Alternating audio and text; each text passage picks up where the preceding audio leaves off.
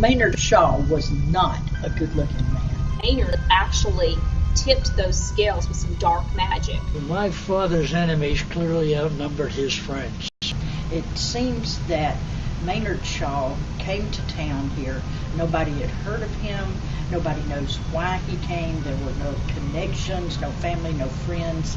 And in just a very short period of time, it was almost like he just took over the town. The Shaw's family was well known in this area for several reasons. Well, one, Maynard Shaw had come into town. Nobody knew where he came from, who his family was, or what he was doing here.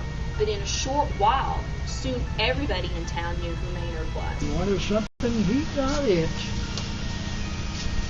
One way or the other. So when Maynard first came to town, the story goes that he set his sights on this young lady named Margaret. Everybody adored Margaret. She was one of the most beautiful women here in town. Well, Maynard set his eyes upon her, and soon enough, she was his. But there was a problem. She was engaged to someone else. Well, that didn't stop Maynard. Well, he was sort of betrothed, is that a good word, to someone else when he met her? But that was as meaningless as some of his tricks of magic. The poor young man, he was just devastated. It had been a long courtship, and they had had a long-term relationship, and his heart was literally quite broken. And sad as it was, he actually did take his life. Well, pretty soon, Maynard and Margaret had a family. And even there was talk about how sinister their children were. The other kids wouldn't play with them because they kind of just said that they were evil. They kind of were mean to them. They weren't allowed to have friends. They had to just stay in the house all the time. My mother always used to say she wanted nothing to do with that old man, but she didn't hold out against him, and he just wore her down. He got his way. There was this flash of lightning, and this huge tree branch fell against the side of the house.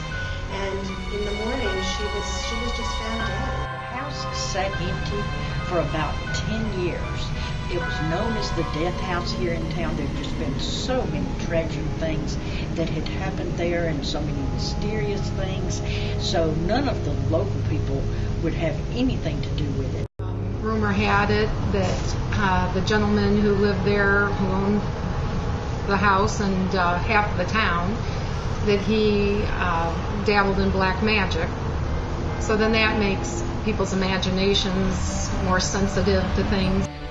I rented this house, of course. People tell me, this place is haunted. And people have told me stories about it all the time. I'm like, this is so ridiculous. I don't believe it. I mean, leave me alone. I need a place to live.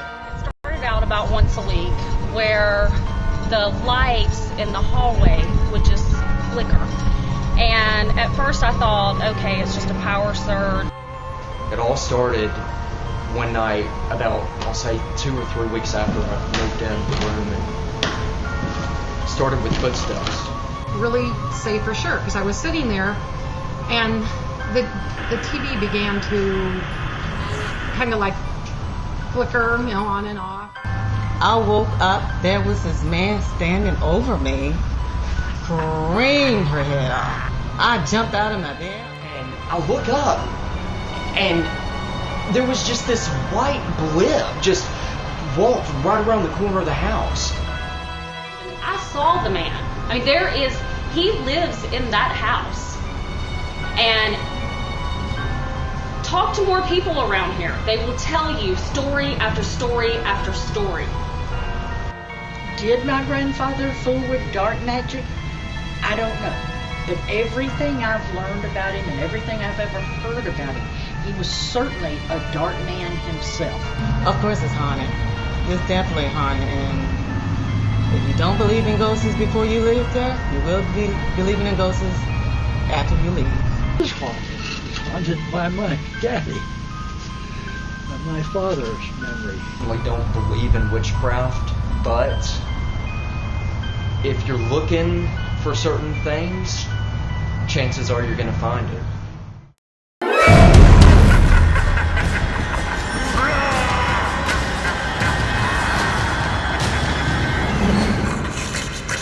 Mwah.